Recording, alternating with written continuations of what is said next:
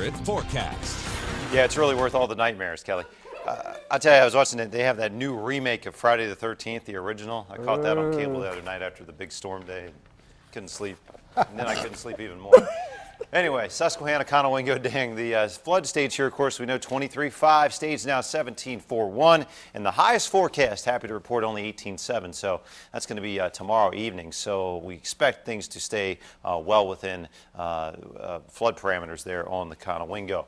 River flood forecast for the Monocacy and Frederick. Right now it is at its maximum flood stage, just above flood stage, so we still have some flooding issues out toward Frederick and down into the Potomac River Basin around D.C. They still have way too much runoff. And you can see why these rain totals were off the charts. You know, 8 to 12 inches of rain, that'll give you river flood problems even a couple of days later. And how about some of the snow totals from Sandy? Red House, Maryland. You ever been there, Jamie? I mean, you've been everywhere in Maryland, man. 29. I know you've been to Oakland back when we were playing. That's Oakland. the 4th of July number right there, 24 inches. They have that in the 4th of July. Yeah, that's just a normal day at the beach for them there in Oakland, man. But that's big from a hurricane. West Virginia getting close to 30 inches. Frostburg today, a little time lapse for you.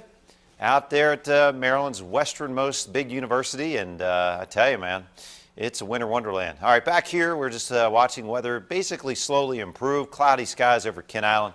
A little bit of sun breaking through in Laurel. And how about a look at Dundalk today? Kind of a winter-looking sky. Boy, I tell you, this Sandy has really changed our pattern. What happened to the Indian summer? It's gone. We've got that big northwest flow coming down out of Canada now, and it makes it really feel like fall around here. No question about that.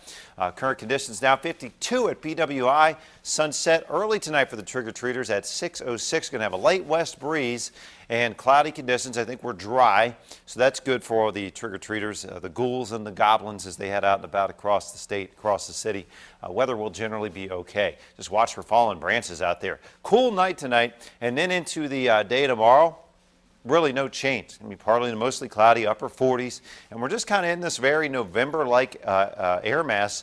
You know, average highs would still be in the 60s around here, and we're just not going to get there next several days as Sandy continues to wrap in those cool northwesterly breezes. I must have Halloween on my mind, Candy. Anyway, take a look at the setup here. Slow movement away as Sandy just kind of sits there and churns over New York. We're going to be on that cool flow on the northwest wind flow on the backside of Sandy and dry, but yes, that cool air continuing to flow in. One last look at the big storm here. Still putting down the rain tonight in Michigan, Canada, down through New York and parts of western Pennsylvania. That is the legacy of Sandy, among many other things. 38 tonight, chill you to the bone out there. Yes. Tomorrow, 53 degrees with a west breeze. I would have left that graphic up longer. I didn't know we had music coming. We'll do that next time. As we look at the outlook here for Saturday and Sunday, sunshine on tap. Hey, you know, it's going to be a decent weekend to keep cleaning up and clearing all the debris. I still, you know, I mean, it's good for the trick-or-treaters tonight, but I still spooked myself by the fact that we were within 100 miles of the devastation to our north. It is an amazingly close call. Can you show that again tonight? That the